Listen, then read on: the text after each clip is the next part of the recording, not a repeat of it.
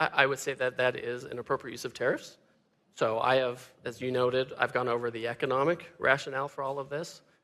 In the United States, other countries as well, there's a long history of using tools that are at the nexus of economics and national security.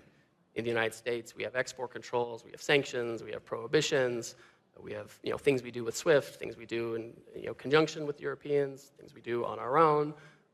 Sometimes countries agree with us, sometimes they don't. And so this falls into that category, right? This falls into, the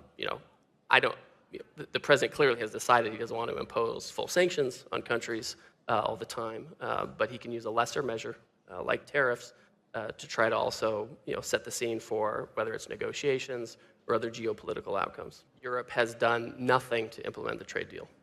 Nothing. So it's actually, for the EU to say, well, we're suspending it, what are they suspending? Their continued negotiations with us. Well, it hasn't been ratified. For example, when we made the trade deal with the Europeans, shortly thereafter, we modified our tariffs to be much lower. We cut them a deal on autos that other people don't have. We cut them a deal on other products other people don't have. Europeans have not lowered a single tariff for us. The reality is, if you look at the trade agreement as drafted, the joint statement, it doesn't solve every problem, nor was it intended to. There are things that are not addressed in the trade agreement. It doesn't fix all of the agricultural issues we have with Europe. Some of them it does. It doesn't fix the regulatory issues, which are hugely problematic. It doesn't fix pharmaceutical price. There are all kinds of things it doesn't fix. And so the idea that somehow this was a comprehensive trade agreement, that was never the idea. To suggest that we're treating Europe more poorly than China is just out of line with the facts. I mean, we have been, since 2018, we've had very substantial tariffs on China.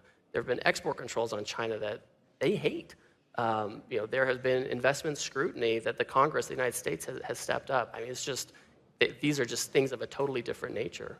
I think for the United States, well, let me make one more point. Our trade deficit with the EU this year might end up, or for 2025, might end up being bigger than our trade deficit with China.